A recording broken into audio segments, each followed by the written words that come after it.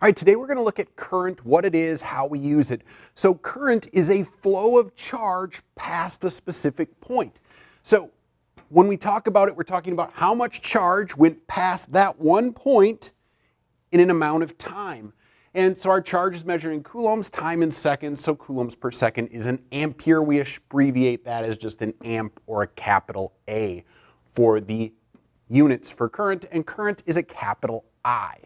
Now, talk about what current is. So it is this flow of charge. Now, it's nice for us to conceptually think about the flow of charge as just electrons moving, or it can even be ions. Typically, whenever we talk about current, we're going to talk about the movement of electrons. Ions are much, much larger and thus much less likely to move than are, say, electrons, because they're given the same electrostatic force, but these big molecules have a pretty low acceleration, and oftentimes they're tangled up with other atoms. So the electrons, we can imagine them just kind of flowing down a wire.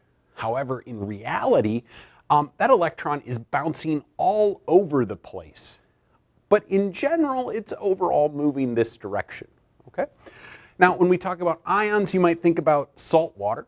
You can actually get the ions to flow in salt water. You may have done this in chemistry class, where you have the chlorine ion moving in one direction with the sodium ion moving in the other direction. Okay? So since we usually are going to be talking about electrons here, we're usually going to want to find out how much charge did those electrons have. And so one way to do this is we can take the number of electrons and multiply it by the fundamental unit of charge. This is the charge for one electron, one proton, etc. So the fundamental unit of charge is 1.602 times 10 to the negative 19th. I want you to take your calculator, hit pause on the screen here, and store that as E.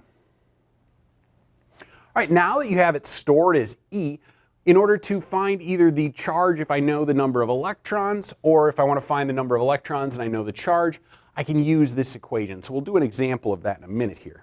Okay? Now this is where we get a little sticky. So we all know that here in the United States we choose to use miles, not kilometers, to measure distance. Why don't we change? Because that's just the way we've done it. And so that is the same argument here for how we define the direction of current. So we have something called conventional current. Conventional current, before they knew about electrons moving, they just thought the positive things moved. And so they defined current as the flow of positive ions. And so current's direction is this direction. But now we know there are electrons flowing, so why don't we just flip the direction? I don't know. So, whenever we talk about this, we are going to be talking about conventional current.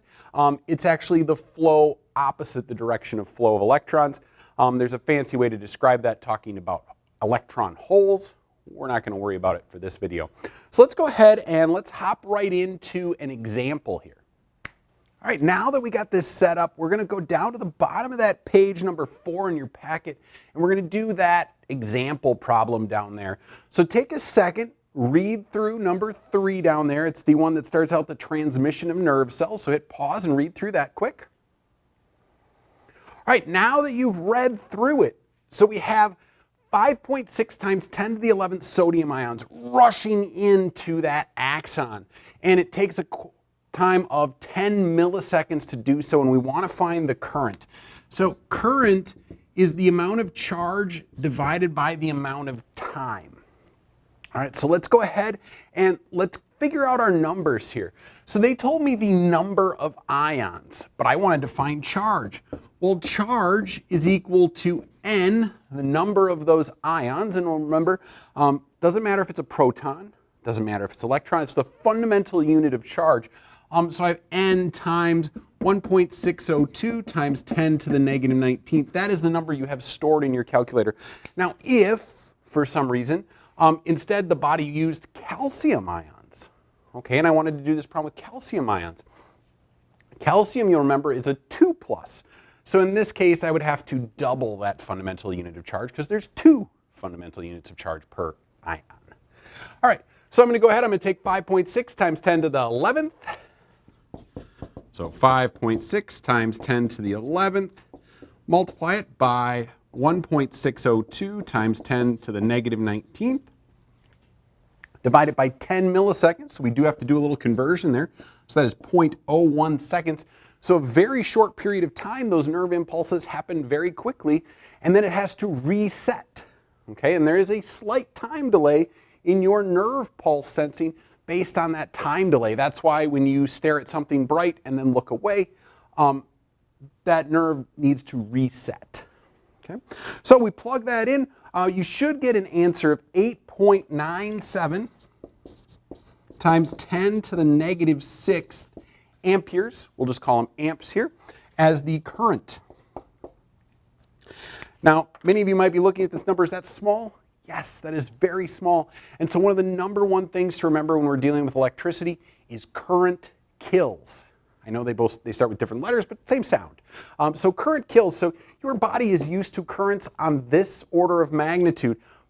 Microamps, not meant for much more than that. And so when we start to talk about electricity, remember, current kills, okay?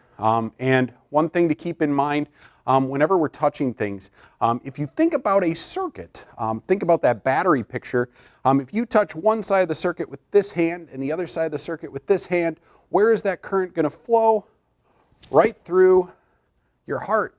And so your heart, not used to big currents, but if you put a big jolt through it, things are going to go wrong. That's also how we kind of stop your heart in defibrillation. We stop it from freaking out and we go, hey! And then everyone listens up and then they start beating together again. We put them all into that excited state and then we let them all come back down out and then start firing again in unison is the hope. All right, there's that example.